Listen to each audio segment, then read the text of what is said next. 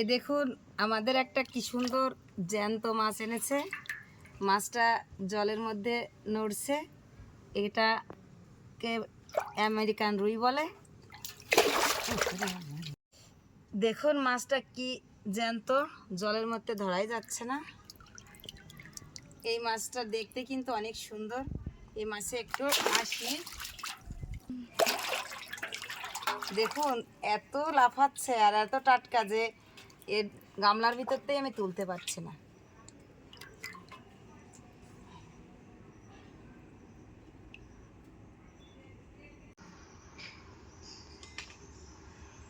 মাছটা কিভাবে গাল চাবাচ্ছে, আর পুরোটাই তেল মাছে, হালকা একটা একটা আঁশ আছে। আমাদের এদিকে তো এই মাছটাকে আমেরিকান রুই বলে, আপনাদের এদিকে কি বলে একটু কমেন্ট বক্সে জানাবেন। মাছটা এতটাই জ্যান্ত, কাটতেই তো আমার খুব মায়া লাগছে। রান্নারও সময় হয়ে গেল, রান্না তো করতেই হবে। এই মাছ দিয়ে একটা মজাদার রেসিপি আপনাদের সাথে শেয়ার করব। মাছটা আগে কেটে নিই, তারপর রান্না করছি।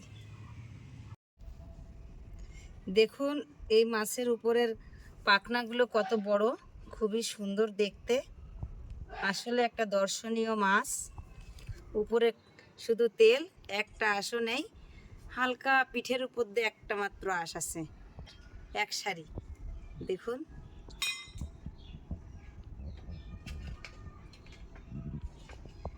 এবার এই মাছটা কেটে নিই। আগে মাছের পাখনাগুলো কেটে নিচ্ছি।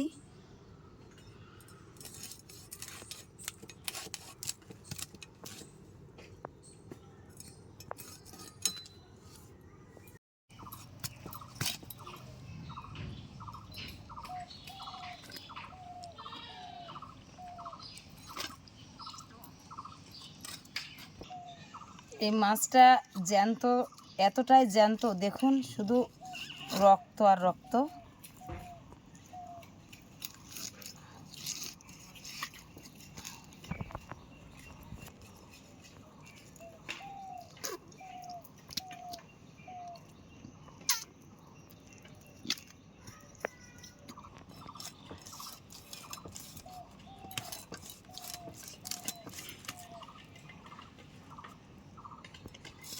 দেখুন একে একে মাছের পিসটা এভাবে করে নেব। দেখুন মাছটায় কত সুন্দর তেল হয়েছে, তেল ছাড়া আর কিছুই নাই।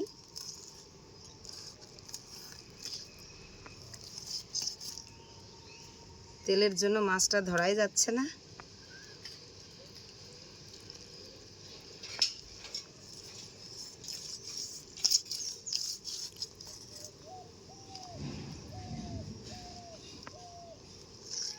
কি সুন্দর একদম তেল আর তেল। এই দেখুন কি সুন্দর তেল হয়েছে। মাছটা আমার কাটা হয়ে গেছে। এবার ধুয়ে নিয়ে আসি, ধুয়ে নিয়ে এসে রান্না করব। মাছের পেটির সাইজ কি!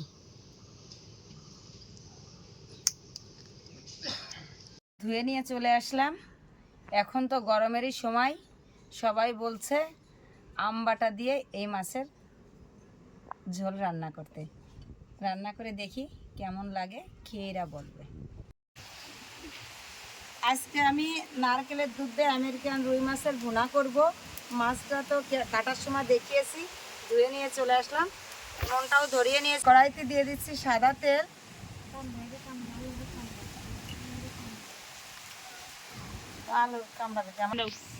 কড়াইতে তেল দিয়েছি, তেলটা গরম হয়ে গেছে। লবণ হলুদ মাখিয়ে নেব মাছটায়। দিয়ে দিচ্ছি লবণ, হলুদ গুঁড়ো, লঙ্কা গুঁড়ো। মাখানোর মধ্যে দিয়ে দিচ্ছি একটুখানি সরষের তেল, দিয়ে ভালো করে মাছটা মাখিয়ে নেব।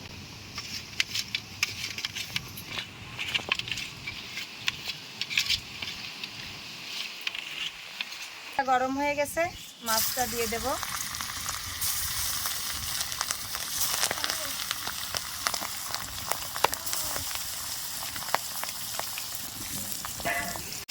এই মাছটা ভুনা করার জন্য কি কি মশলা নিয়েছি একবার দেখিয়ে দেব। নারকেলের দুধ দিয়ে করব। এটা ধনিয়া গুঁড়ো, জিরে বাটা, আদা বাটা, শুকনো লঙ্কা, হলুদ, লবণ, রসুন বাটা, পেঁয়াজ কুচি, নারকেলটা আমি কুড়ে নিয়েছি, এই যে টক দই, এটা দিয়েই আমি এই মাছটা আজকে ভুনা করছি।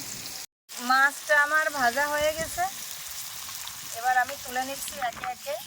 মাছটা একটু লাল করে ভেজে নিয়েছি।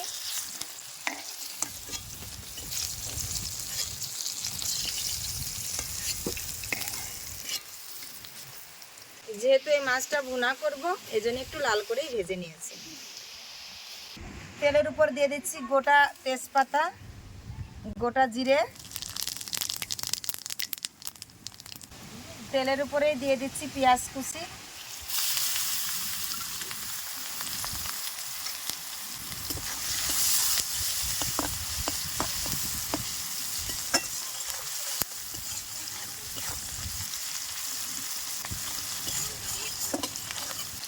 ভাজা হতে হতে আমি নারকেলের দুধটা করে নিচ্ছি।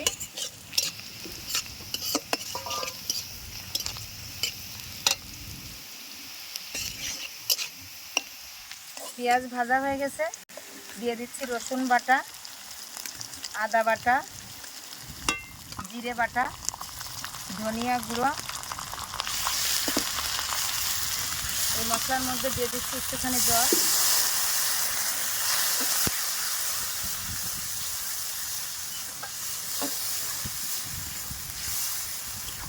দিয়ে দিচ্ছি হলুদ গুঁড়ো,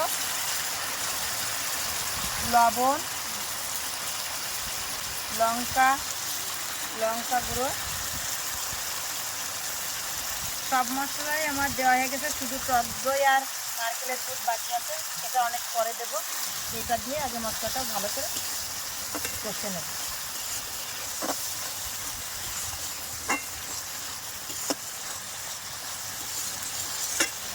মশলা প্রায় কষা হয়ে আসছে, এর ভিতরে দিয়ে দিচ্ছি আমি টক দই।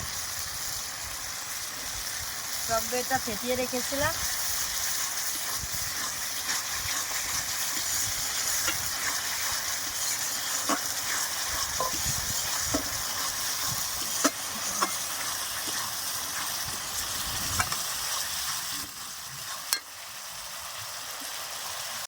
দুধটা আমি করে নিয়েছি, এটা দিয়ে দিচ্ছি। মশলা কষা হয়ে গেছে।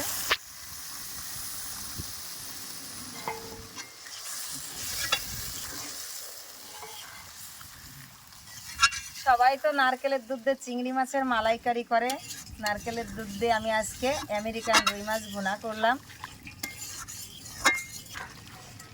এরা খেয়ে বলবে যে কেমন টেস্ট হয়েছে।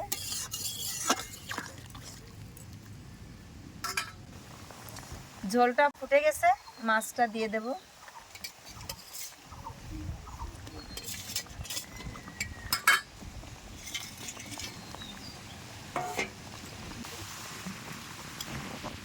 দেখুন ঝোলটা কি সুন্দর ফুটে গেছে, আর সামান্য একটু ঝোল টানলে নামিয়ে ফেলব। হয়ে গেছে আমার এই মাছের ভুনা, এবার আমি ঢেলে নেব।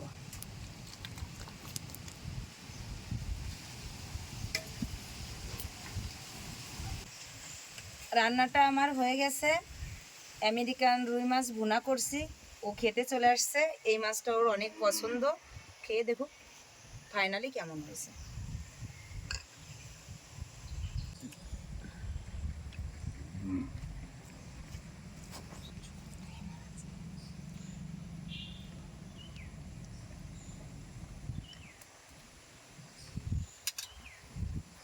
রান্নাটা তো অসাধারণ হয়েছে, কিন্তু রান্নার প্রসেসটা কি একটু জানানো যাবে? এর ভিতরে কি কি আছে মশলা?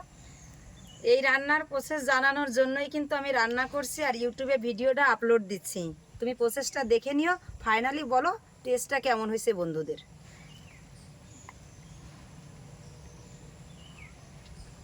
টেস্টটা সত্যিই অসাধারণ হয়েছে, এবং আপনারা রান্নার প্রসেসটা দেখে বাড়িতে ট্রাই করবেন এবং খেয়ে আমাদেরকে জানাবেন কেমন হয়েছে।